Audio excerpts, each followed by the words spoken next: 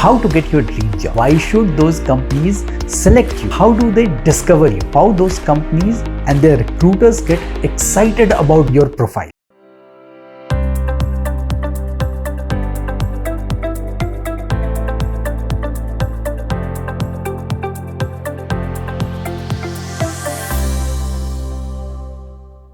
How to get your dream job? Now we are on the fourth step, the fourth part of this video series. By now, I'm sure you would have seen the first three parts, step 1, step 2 and step 3 of this video series, and you would have started taking some actions around this so that you can get your dream job.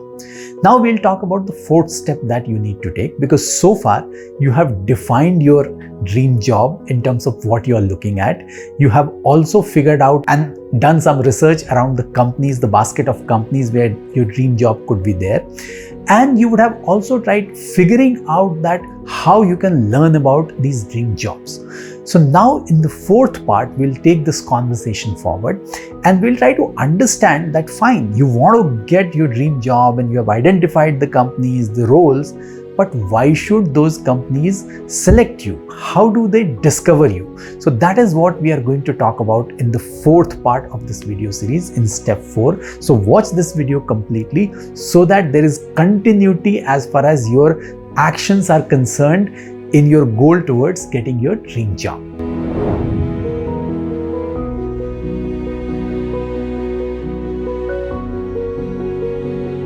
Hi, my name is Anjani Kuumar and welcome to my channel. If you have not subscribed to my channel yet, do consider subscribing so that you get benefited by all the videos that I post on regular basis. So let's talk about step 4, what you need to do. Because in the previous step, you have figured out that with the help of consultants and job portals and the career sites, you will be able to understand what kind of jobs these companies are posting where you want to have your dream job. Now the question comes that how would those companies discover you? How would they know that you are interested in getting a job with them? So on the first part, obviously, you will apply there through the job postings, through the consultants, but there is also a better way of making these companies discover you. And that is what we are going to talk about today. And we are also going to talk about how those companies and their recruiters get excited about your profile, because that's very important. Those companies must be convinced that you are the right person for them. And for that, you need to do few actions, you need to take few actions through which you can excite them. And they really want to have you and recruit you in their company. So that's exactly we are going to cover in this video. So the first thing that you need to do, the first step of step 4 that you need to do is you need to look at the LinkedIn profiles of some of the people who are working in the bucket of companies that you have identified. And I have already told you in the previous steps that you need to follow them, you need to start engaging with them. So that process I'm sure you would have already started following. Now the time has come when you need to do a little bit of research in terms of how they have organized their profile on LinkedIn. Because in today's world, in today's connected world, in today's digital world, LinkedIn is actually equivalent to your CV. So that's why you need to look at the profiles of all these people who are more like your peers, the same level in those companies where you want to have your dream job. So this is not about looking at the decision makers, because that's the another group I had told you that you need to follow.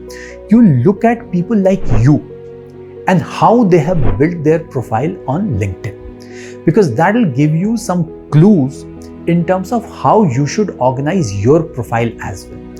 And the rule is very simple, that if there is a recruiter who has come to look for profiles on LinkedIn, and if the recruiter looks at your profile vis-a-vis some of the profiles that are already there, what you can put in your profile which would excite that recruiter to pick you.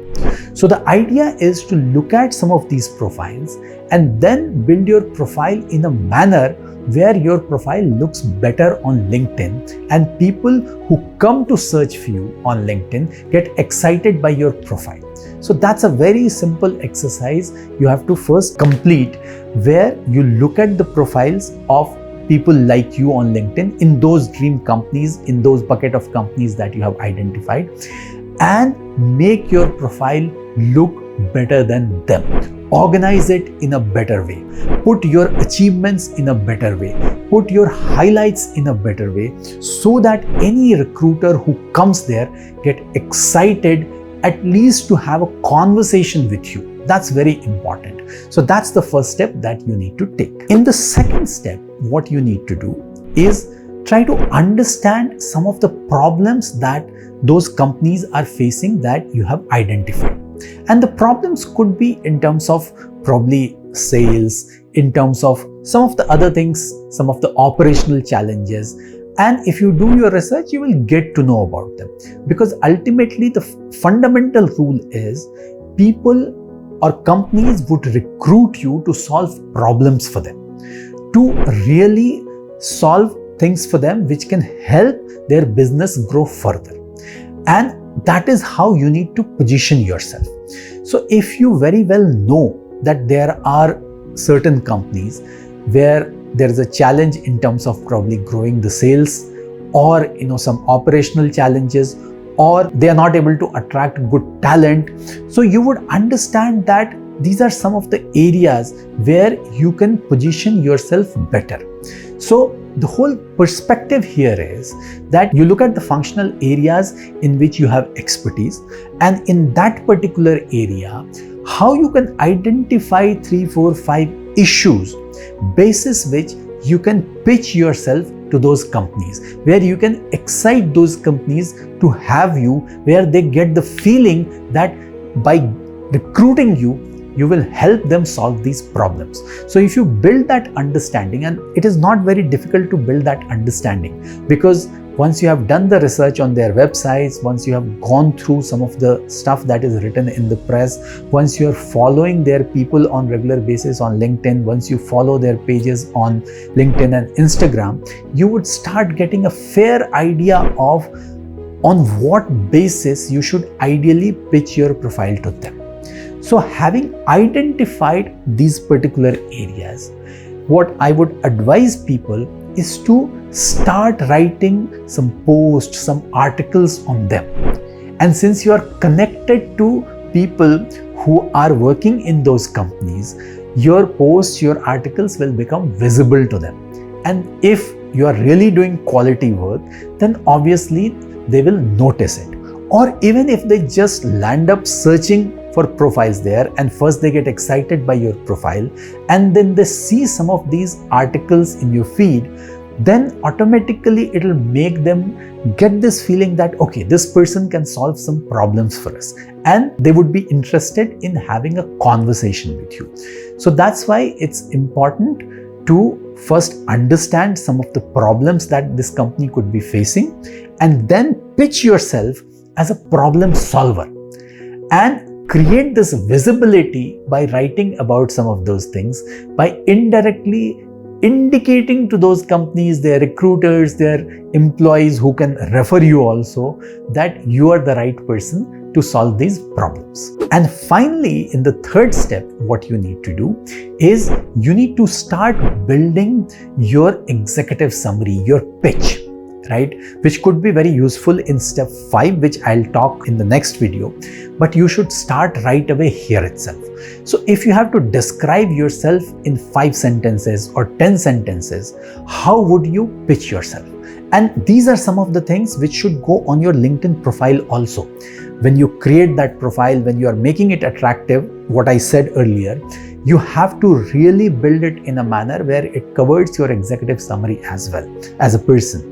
Right? So you start building that narrative, right? Based on everything that you have understood so far, that if you have to pitch yourself in 5 sentences or maximum 10 sentences, how would you position yourself as someone who should get selected by these companies, or at least get referred by employees of those companies for final selection, and how they get excited about your profile that here is somebody who can solve problems for us. So that is also something which you should start working on, and then I'll also tell you in the next part how it could be very useful in the final step. So I'm sure you would have found these 3 things very useful, in step 4 and you would start working on them, because now we are coming to a level where things are getting more serious.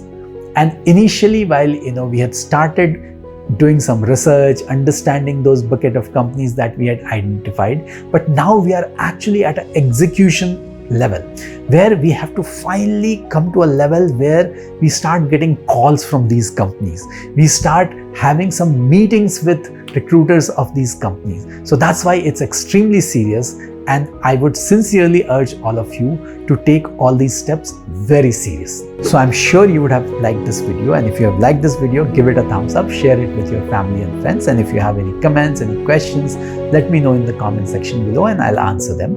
And now I will see you in the 5th part of this video series with the 5th step and the last step, which will tell you how you finally can secure your dream job with your dream companies.